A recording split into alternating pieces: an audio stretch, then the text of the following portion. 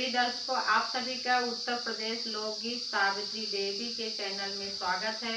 आप सबके लिए मैं प्यारा सा नाच गीत लेकर आई हूँ। कैसे लगेगा कमेंट बॉक्स में ज़रूर बताइएगा। हमारे इस चैनल को लाइक करें, शेयर करें, सब्सक्राइब करें।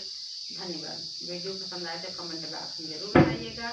अपना प्यार, दुलार, सपोर्ट, आशीर्वाद भर भर के दीजिए। बहुत कम कर दीजिए।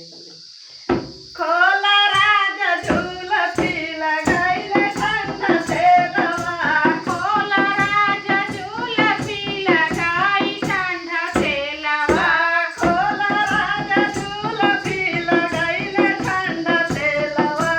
खोला राजा झूला पीला गाई ठंडा से लवा। लगाई ठंडा से लवा, लगाईले ठंडा से लवा। खोला राजा झूला पीला गईले ठंडा से लवा। खोला राजा झूला पीला गाई ठंडा से लवा।